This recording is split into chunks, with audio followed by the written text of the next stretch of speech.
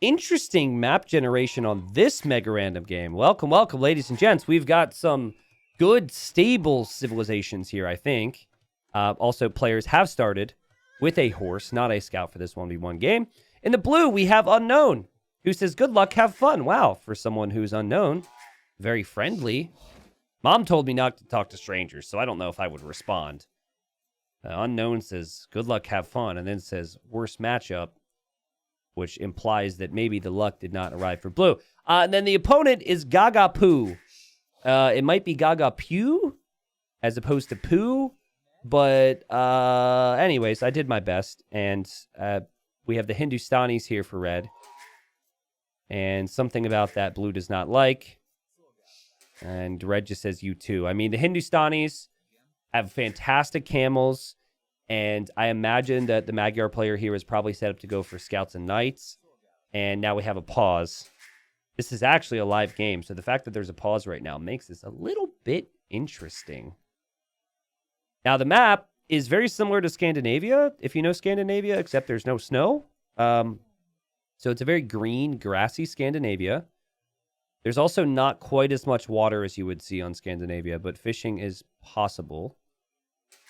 You have a big group of ibex here. Holy. And there's 8 ibex, and there's also no boars. So yeah, Mega Random tends to balance out like that. Like if you have 3 boars, you might only have 2 or 3 ibex, for example. But you have no boars, you're going to have 8. So it requires some level of adapting here.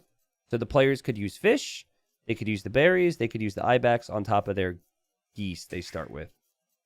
But yeah, I mean, again, adaptation, kind of the name of the game on Mega Random, which is why I like it. There's tons of gold on the map.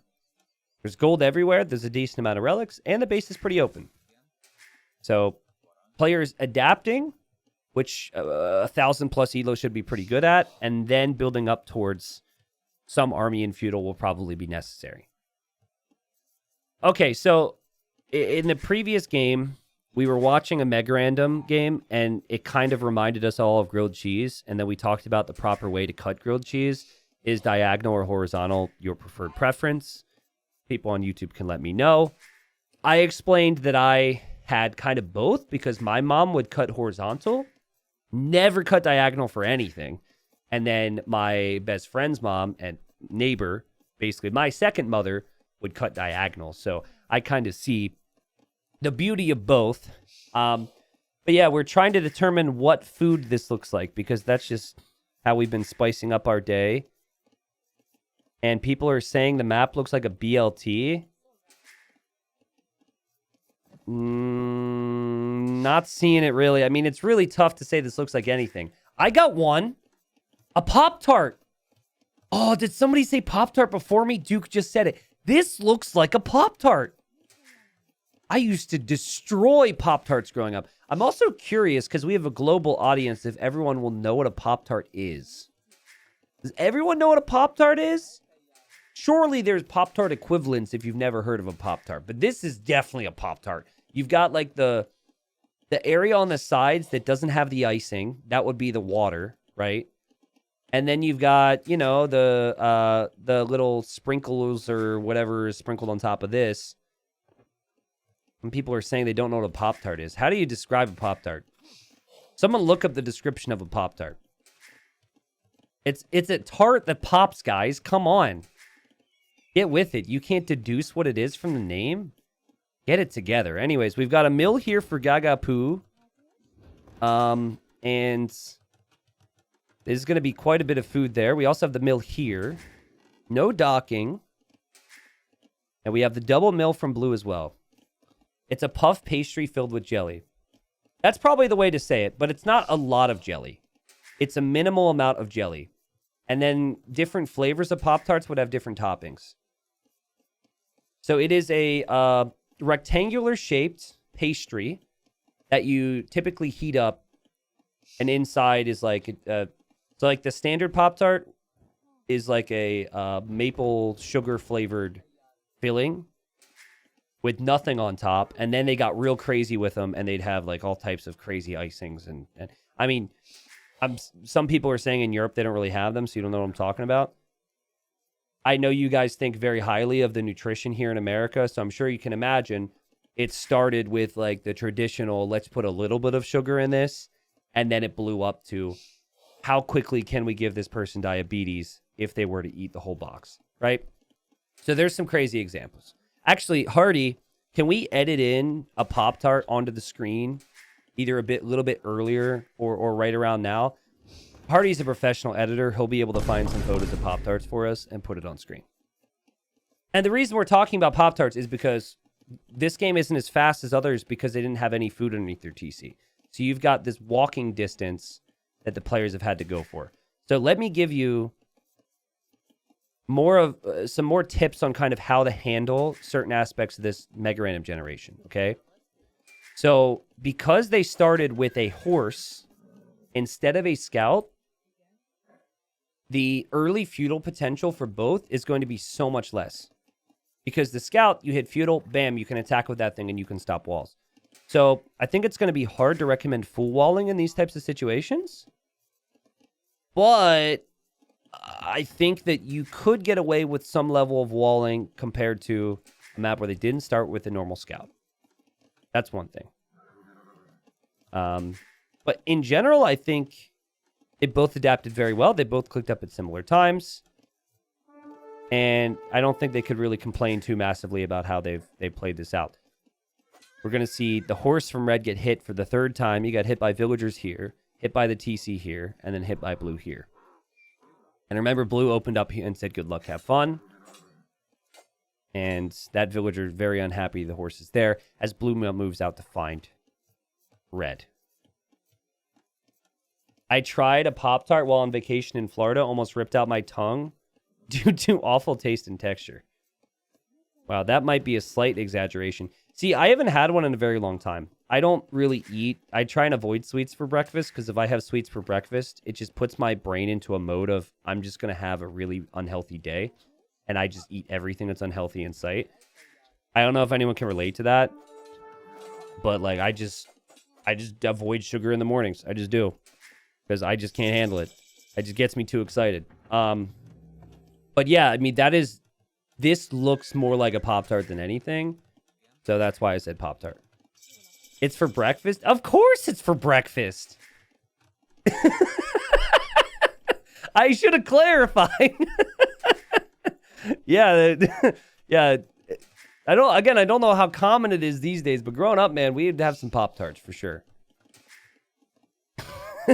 I thought it would be a snack. It's funny. I could see why you would think that.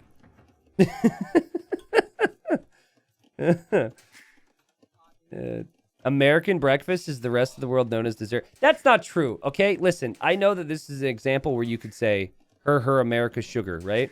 And I kind of played into it. But come on, man. Like, dude, I was just in France. Pastry shops everywhere at breakfast places, right? So it's not like a uniquely American thing. There's plenty of sugars mixed into breakfast if you wish to have it. Yeah, just depends on where you're at, right? So we've got 25 eco versus 26 eco. Very impressed with these two. And they both have opened ranged units. I want to know if they've scouted the fact that their opponent's gone for ranged units. Not really. But red's been very active here. Blue did scout the fact that red is going ranged units. So that's pretty cool. Red's horse now dies, which is very sad. Sad times for the horse.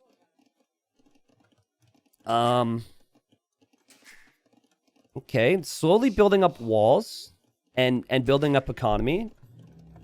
And red was really late with some houses here for a moment, which red has to fix, but still rather impressed with how they played it. But red doesn't have the vision to know what the opponent's going for. And blue is just sitting here, which is so freaking awesome, and it's just waiting. He's like, I know what you're going for. Now, with all this food, I would suggest, like, don't even make archers for now. I guess you've got a lot on gold, so you could just mix it up, but he's got some skirms, and he's ready. And, okay, blue loses the horse, but job done. Now you know the ranged units are out of that archer range. And so now is your invitation, blue, to move out. And we're not actually seeing that right now. So you could tell, like, Mid-elo, they've got a solid grasp on how to play the game. A lot of higher elo players make military, add economy, balance it out, and get some walls down for protection. Red, having patrolled here, hits the blacksmith, which is a little unfortunate. Because now blue gets a heads up. And blue, for some reason, is going to drop a tower. And this is just lack of experience. We can see from what we're seeing right now, as we have yet another pause, that blue, you actually have built up perfectly. You have done the right thing. You're going to have fletching. You're going to have a counter. You could just go over there and kill that, but it hasn't happened. Even the timing on the blacksmith's really good. And so this is red gaining some advantage with initiative. So credit to red for just moving out. Because even if your opponent has prepped all the right steps to defend from it, sometimes they're just too busy thinking about what weird breakfast people eat. Or they had a long day at work. Or, you know, they're around 1100 elo and still don't have it all down. And then they might make a mistake. Yes. Force your opponent to make a mistake is the theme. Aggression can, in some cases, be the best form of defense. Or offense is the best defense, if you've heard that phrase before. Okay. So, we had a pause. We're back in business here. Here go the units now for blue. And blue's going to go deal with that. A bit of idle time from blue. Struggling to produce villagers is blue. Blue kind of falling apart at this. Which is good because earlier red had some real issues with getting housed. So red has actually fallen behind with eco. The last minute relatable for anybody else here. You make the army, you do all the right things, and then your opponent just gets past you. He even sent the army here. Food, please. And red says food, please? That's interesting. I don't know why he's saying food, please, but I like the fact these guys are chatty. And speaking of food, he is going to run right into the farms, and now we have another pause. What is this? The King of the Desert semifinal? Like, if you watch that, we had like 10 pauses in one semifinal. Really slowed down the pace of the game, but this is what we get for trying to bring live games to you guys. Aloy La Legend Day. Listen, it could be a hotkey issue, because hotkeys changed in the most recent patch, and people run into it, and Red's probably like, trying to fix the problems here. So it's good we already had a side conversation about breakfast food. So what lags do you have? No, a bit. Okay, 14. And now we have another pause. What is the sweetest breakfast that you have had in your life, guys? And I'm talking an actual breakfast food. Like, not like I ate ice cream for breakfast because I had nothing else in the house. Nothing like that. The sweetest breakfast you've had. And I'm curious because, again, we have people watching from all over the world. I feel like I might not know some of these things, but I'm trying to think of mine. I think the sweetest breakfast that I had semi-regularly growing up, as, you know, Blue will eventually deal with this. Maybe it's just the lag that's causing some of these issues. But I had chocolate chip pancakes after every sleepover I had at my friend's house growing up. His mom would make the most excellent chocolate chip pancakes. So what it is pancakes with a bunch of chocolate chips stuffed in them, and then also syrup. Very, very, very, very sweet. T90, I'm from Sweden. Every breakfast I have is the sweetest. Ah! Hilarious! God, there's another pause. Anything I poured gobs of syrup on? Yeah, I mean, anything you're putting syrup on is probably at the top of the list for most, because syrup is just packed. But chocolate chip pancakes are just fantastic. I would never have sour candy for breakfast. I would not consider that breakfast. Oh, this is a good one. 2 waffles with whipped cream between and on top smothered in strawberry sauce and syrup. Okay. So I didn't do this for breakfast, but there was a period where my mom used to make homemade waffles just to like save money, and she would freeze like 50 of them. And I would toast the waffles, and I would put scoops of ice cream in between them. There are actually various things. I think back, and I'm like, my mom stopped doing that because I gained a ton of weight. Because when I was like 18 or 19, I had a lot of health issues going on as well, and medications and what have you. But anyways. Okay, we're back in this. Blue says phone 11. And Red's been very kind about this. Blue says, what a messy game. All right, both players having their issues. We're back in business. Yeah, the one thing was the waffles. I'm pretty sure my mom was just like, yeah, we got to stop doing this. He's eating way too many waffles. And then the other one was a toaster oven. And I would make cheese melts for a period of time. And I put way too much cheese. I actually feel bad about it thinking back because like my parents were buying the groceries at that point, right? I wasn't contributing. And I was probably toasting like $10 worth of cheese every single time on the bread. Okay, do we actually have a game now? Is this actually content? I hope so. Red doesn't really have an army anymore. Lost all of it. Red is walling up though. Blue is going to get the walls down. And we're going to have... I mean, we're going to have fishing ships eventually for Blue, but I mean... Really, he might need to market more than anything with his wood, as we have the scout on the prowl here for Red. Because this is primarily skirmishers. If you just kill the archer, that scout will kill the rest of the group. Ever had waffles with melted butter and sugar sprinkled dumped onto it? Probably. I mean, I was in Canada once, so probably. Sounds like a Canadian breakfast. Oh, nice quick wall there from Red. Okay. Market being used by Blue. Blue will click up to castle. Also taking very nice trades here, right? We'll see. If that archer doesn't get killed, then the scout will actually go down for Red. Red's still trying to buy some time. And I swear I come into these games trying to talk about the game, but it's just been so many distractions. Maybe it's just one of those days. Good value again. Your opponent's about to hit castellates, but you're killing some army. You'll never say no to this. However, the long-term army that we were expecting to see here was going to be stable units. And that's exactly what Red's going to be making. Red's going to clear up these skirms now. And Red will be on camels. And now Magyars could have some problems. Still no full walls for Blue. I would love to see cav archers here from the Magyars. It's a bit awkward because Magyar cav archers don't really become very strong until after some unique text later.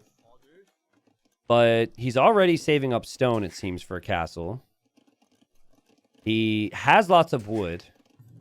He has decent amounts of gold. And you don't want to be going knights into the opponent's camels. And we have to assume that people at this elo, they understand that it's a bad matchup. And again, Blue said bad matchup at the start.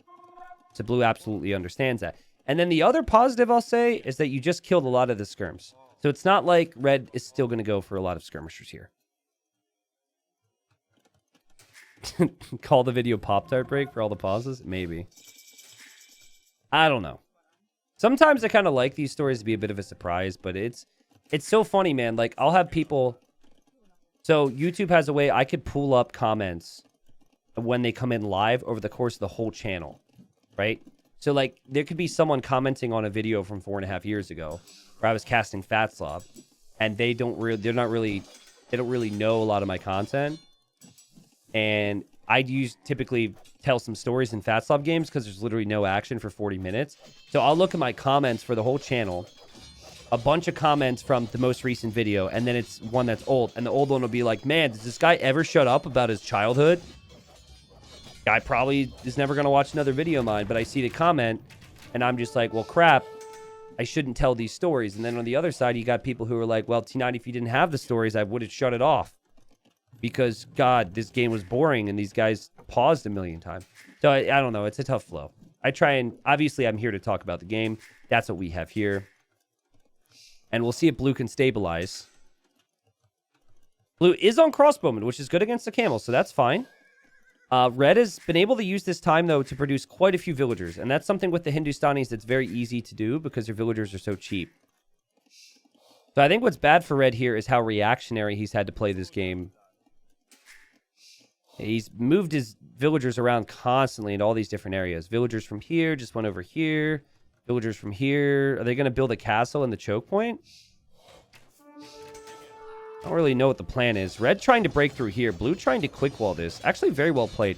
Hindustani camels and scouts break through buildings pretty quickly. So that's very well done. And this might be a castle drop from blue, which would be awesome because red's army's out of position and red is going to build up skirms over time. Oh, baby, let's go. I love it. It's such a good play for this time in the game. Because if you just sit back, then obviously red will eventually build up skirms, red will have more villagers, and then a combination of skirms and camels can be really good. But you apply some pressure, and suddenly it's a different situation. And red's going to see that. Blue still hasn't let red in, and we might see red panic a little bit here.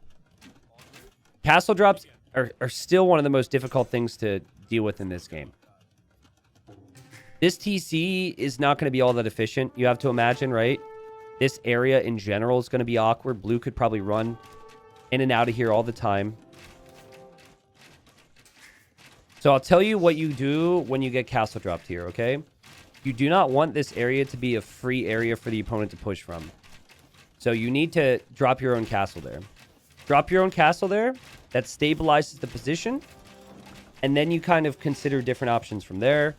You can consider Imperial Age if the food count's close enough to it. Or you could potentially consider Rams. Or you just let your castle sit there.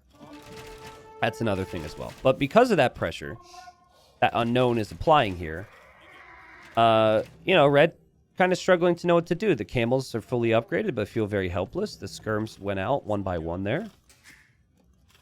And you just have some problems. And even the balance for red, it felt like this was his main wood line. He's definitely saving up the stone for his own castle, but he needs a market. Nothing worse than needing a market and then not having the wood for a market. Normally, it's like, I don't have the wood for this thing. I just buy the wood. But no, you need the building that gives you that resource. And yeah, there he goes. He drops his own castle. And he's definitely saving up for Imp. So the thing I'll say about Blue's position is that the second this castle's up, you want to be using this position a little bit more. And I think the house wall kind of prevented him from doing so. But Blue hasn't seen anything to really scare him off. I guess he knows there's elite skirmin, so he doesn't want to leave this position.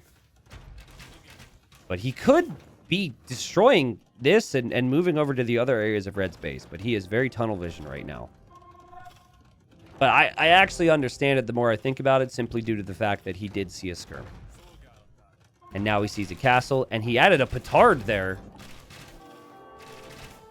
Imp is on the way for red. Very impressive. As we have Corvinian army now for blue. Blue wants to make a unit that could maybe deal with skirms, deal with siege. And the Magyar Hussar is going to be that unit. But blue, you do not have a lot of food economy, my friend. This has been all wood, all gold with this aggression. Massive army. Army could kill everything red has right now. But red has been able to maintain a nice little healthy Vil lead. And is in a position to be able to treb this back soon.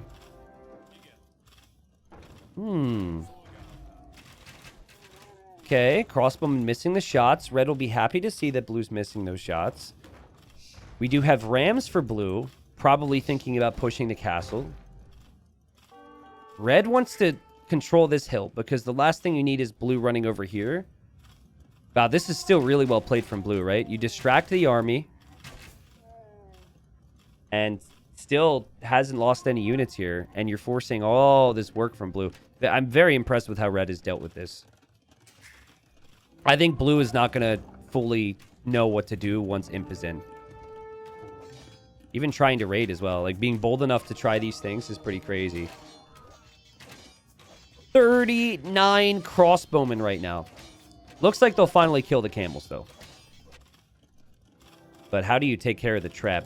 Blue needs these rams to be able to take this castle out, and maybe even this castle.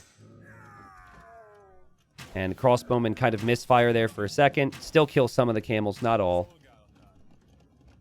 And I think blue's going to pop out here in a moment with these rams. You have to go for it once you see that your opponent's an imp, right?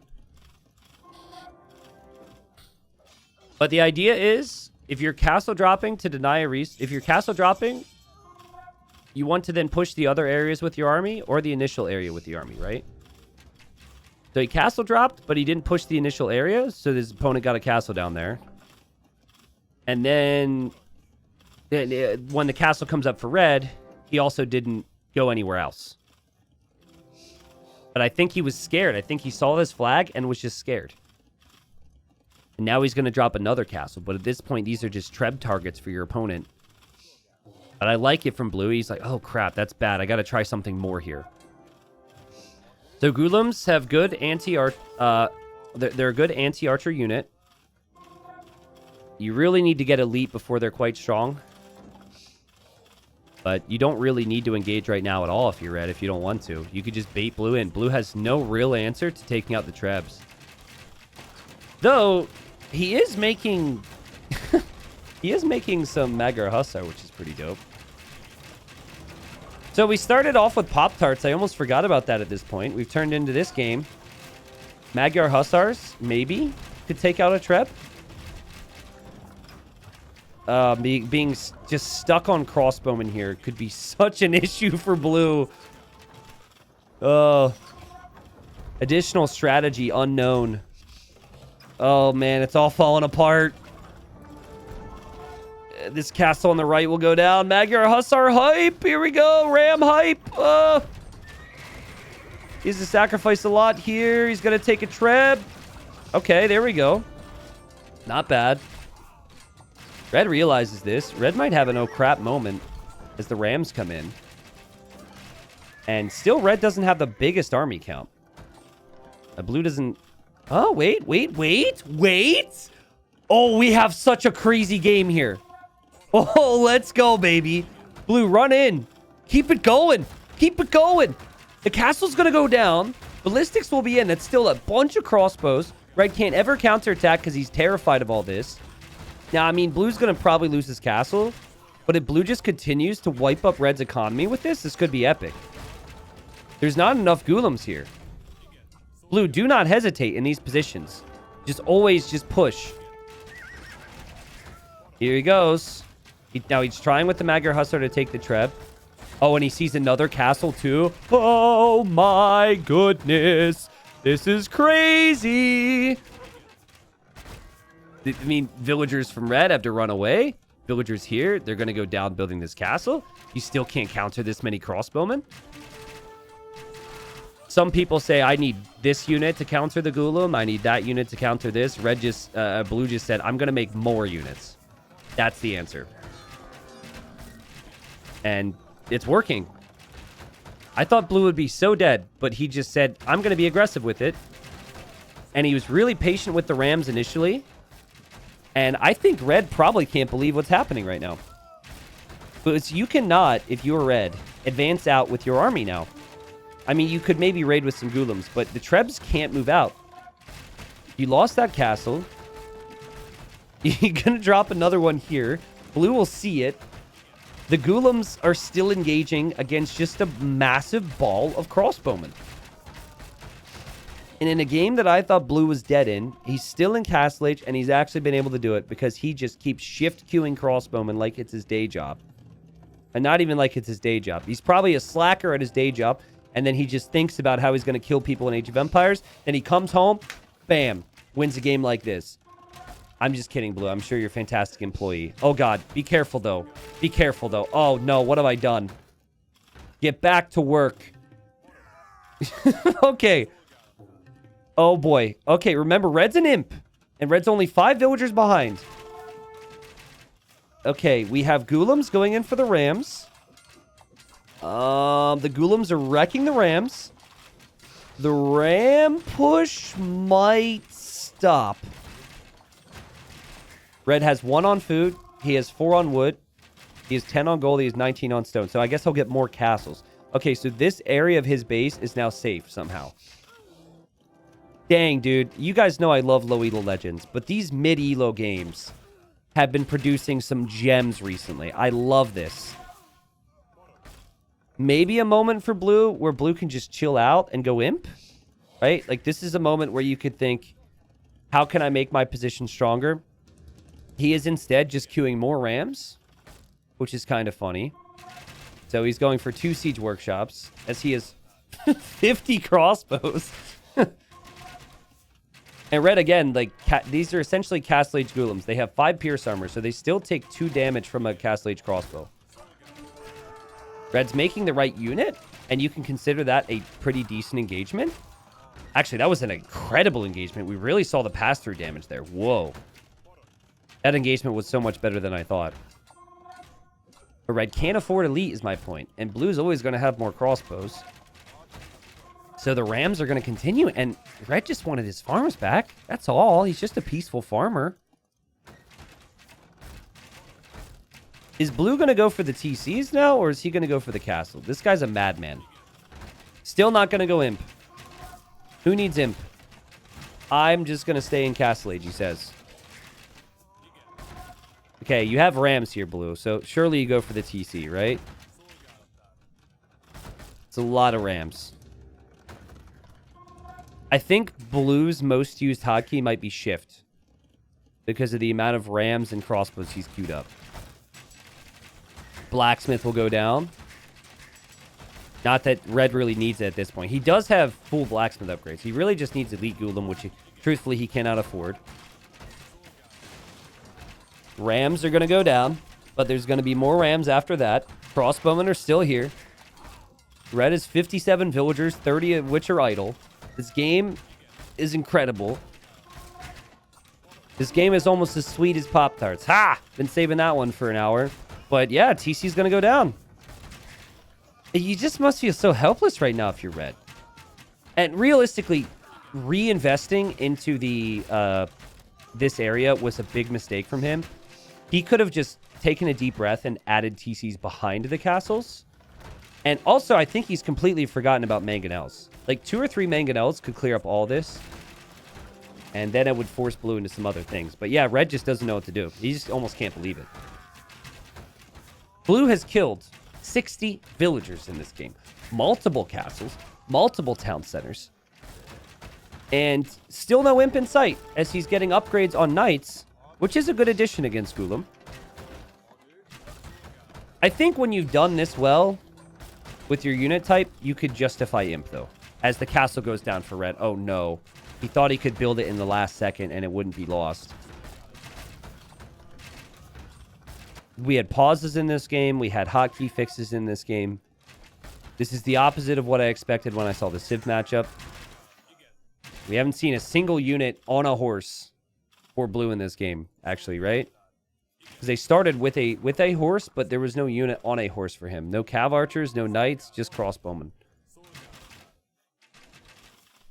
Right, if there's ever a time to just chill and not send units forward, this is it. Try your best. Mass more Golems, all right? Wait for more, because the 5 to 8 thing, not really cutting it. Wait till you've got like 20. Problem now is you don't really have a lot of vills. You do have more farms than blue, though, so you could maybe drop town centers to get more vills. They're pretty cheap for you now. And blue finally is on the way to the Imperial Age. We're going to see a castle here. But that's probably just to unlock the potential for Trebs. Let's look at Red's collected here. Resources collected in this game. Blue is ahead by 4K. But that's not that much when you consider the Vill count right now. Red had more resources for a really long time.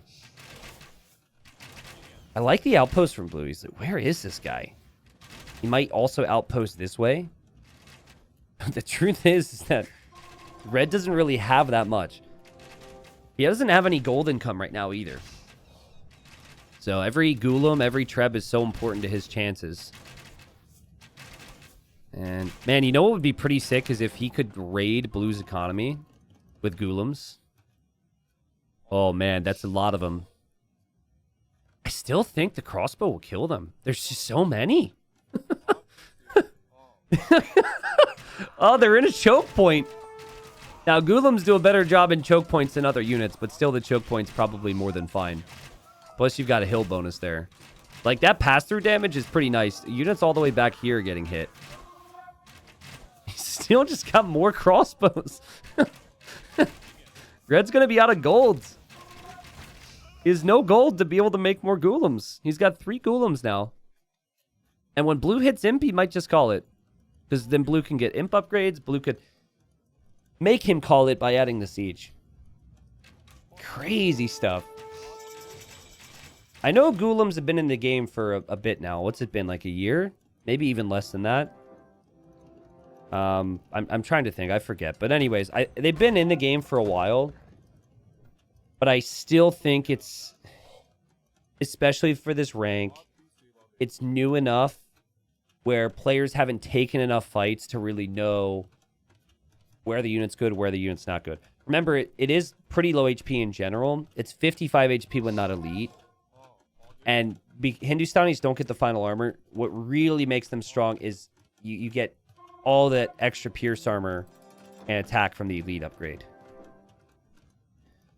So we see Bracer, we see Chemistry, we see Arb.